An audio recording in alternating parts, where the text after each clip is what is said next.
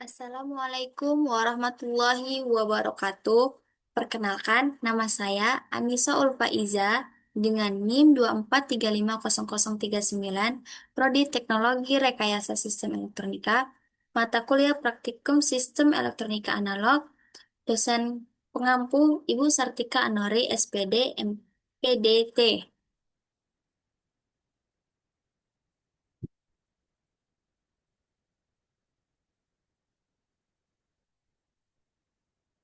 Nah, jadi di sini saya akan membahas mengenai sistem elektronika analog. Kenapa sih itu penting? Karena sebelum teknologi digital berkembang, hampir semua perangkat elektronik dasarnya adalah sistem analog. Jadi, kalau kita mau paham dunia elektronik secara menyeluruh, kita harus kenal dulu dengan sistem analog ini. Nah, eh, elektronika analog itu adalah sistem yang bekerja dengan sinyal yang berubah terus-menerus atau sinyal kontinu. Contohnya suara kita, cahaya, suhu, sampai dengan tegangan listrik. Semua itu bisa diubah menjadi sinyal analog. Jadi bisa dibilang elektronika analog adalah jembatan untuk menangkap fenomena nyata dan diolah menjadi sinyal listrik. Selanjutnya itu ada ciri sinyal analog. Sinyal analog punya beberapa ciri. Yang pertama itu nilainya tidak terbatas.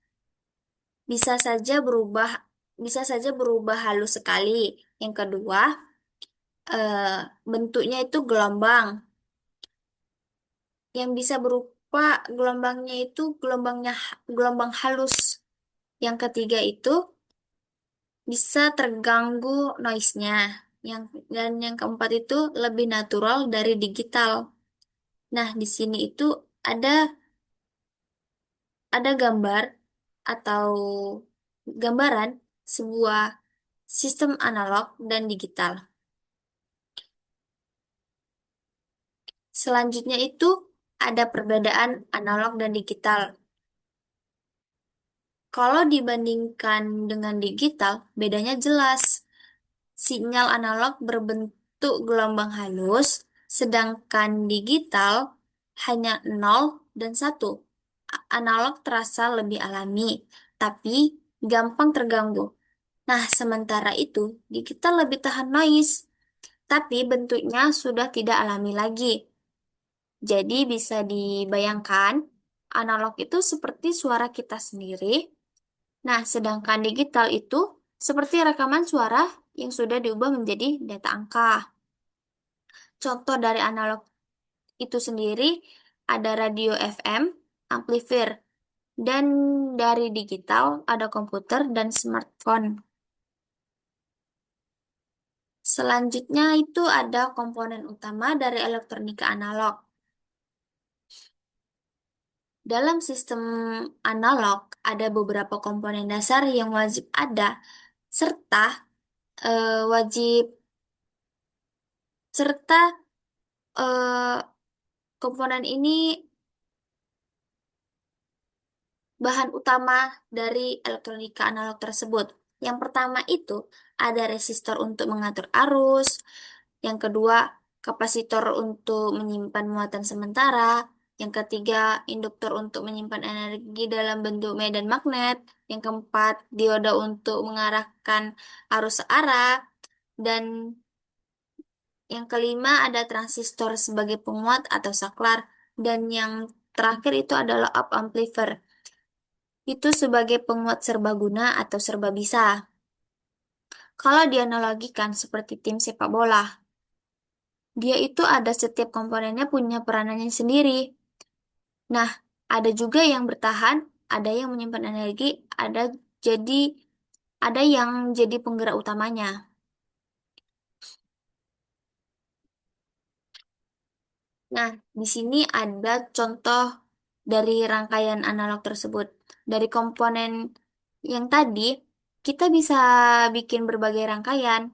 Contohnya, yang paling sering dipakai adalah penguat, penyearah, dan filter, dan osilator.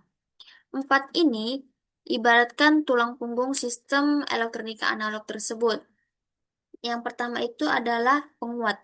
Penguat atau amplifier berfungsi sebagai sinyal, misalnya suara dari mikrofon yang kecil sekali bisa diperbesar supaya terdengar lebih jelas di speaker. Jadi tanpa penguat, konser musik nggak akan bisa terdengar sampai ke penonton paling belakang. Nah, yang kedua itu ada penyearah. Penyearah atau rectifier digunakan untuk mengubah arus AC menjadi DC. Listrik di rumah kita berbentuk AC, tapi HP dan laptop bentuknya itu DC. Nah, disinilah penyiar bekerja. Biasanya dengan komponen dioda, jadi kita bisa mengecas HP atau mencari HP dengan listrik rumah tersebut. Nah, yang ketiga itu ada filter. Filter itu punya fungsinya untuk penyaring, untuk untuk penyaring sinyal. Misalnya saat kita memilih satu stasiun radio, filter akan membuang sinyal frekuensi lah yang tidak akan kita butuhkan. Jadi, kita hanya dengar suara dari stasiun yang kita pilih, bukan bercampur dengan yang lainnya. Yang ke terakhir itu ada osilator. Osilator itu adalah rangkaian yang menghasilkan gelombang, bentuknya bisa sinus, kotak, atau segitiga. Fungsinya banyak, mulai dari jam digital, alarm, sampai pemancar radio. Jadi, kalau tidak ada osilator, kita tidak akan bisa pakai jam digital atau bahkan mendengar siaran radio tersebut.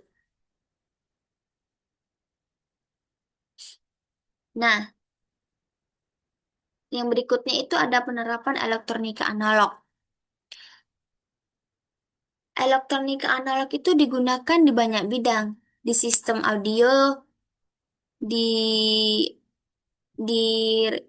televisi, di speaker.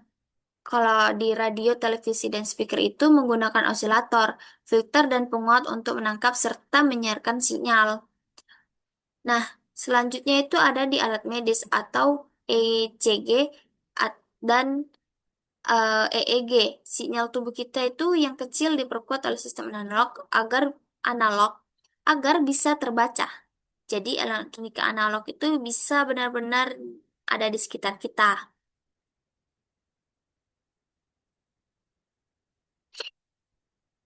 Nah, yang ketiga itu ada peralatan rumah tangga. Contohnya itu seperti mesin cuci. Di mesin cuci itu ada kontrol motor. Nah, kalau di kulkas itu ada pemuat suhu analog. Setrika, setrika listrik itu menggunakan sensor analog seperti termostat. Nah, yang keempat itu adalah sistem komunikasi. Di sistem komunikasi itu termasuk telepon rumah, walkie-talkie, tape record, tape recorder. Nah, semuanya itu bisa berbasis sinyal analog sebelum digantikan ke sistem digital.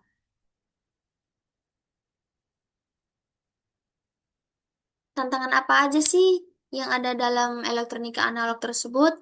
Yang pertama itu mudah terkena gangguan atau noise. Sinyal analog itu halus, jadi gampang sekali terganggu oleh noise dari luar. Contohnya, suara radio berdesis kalau sinyalnya lemah. Yang kedua, sulit menjaga akurasi. Nilai sinyal bisa berubah sedikit saja. Hasilnya bisa berbeda, tergantung pada kualitas komponen. Nah, yang ketiga itu adalah kurang fleksibel. Kurang fleksibel. Tidak bisa diprogram seperti sistem digital. Kalau mau ubah fungsi, harus ubah rangkaian fisiknya. Nah, yang keempat itu ada ukuran rangkaian lebih besar. Di sini ada sistem analog butuh lebih banyak komponen, sulit dibuat kecil dibandingkan digital. Terus kesimpulan yang bisa diambil dari sistem elektronika analog tersebut adalah pertama, elektronika analog adalah dasar dari banyaknya perangkat elektronik karena bekerja dengan sinyal alami yang berubah terus-menerus. Itu ada suara, cahaya, suhu, dan tegangan.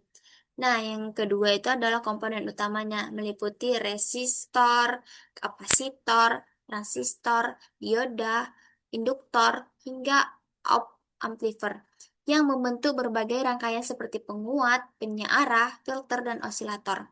Nah, yang ketiga itu ada penerapannya, sangat luas. Dari sistem audio, komunikasi, peralatan rumah tangga, hingga alat medis. Tantangannya itu adalah rentan noise, kurang fleksibel, dan sulit menjaga akurasi, tetapi masih tetap penting karena sinyal dari dunia nyata awalnya berbentuk analog. Nah, kesimpulan dari semua tersebut bisa kita simpulkan, meskipun teknologi digital berkembang pesat, sistem analog tetap relevan dan tidak bisa tergantikan karena menjadi jembatan antara dunia nyata dan dunia digital.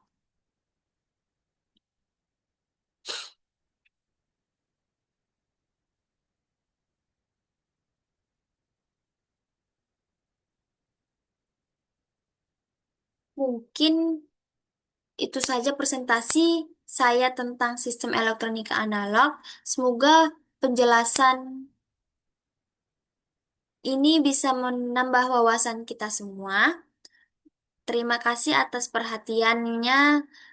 Eh, saya ucapkan terima kasih. Saya akhiri. Wabillahi taufiq wal hidayah. Wassalamualaikum warahmatullahi wabarakatuh.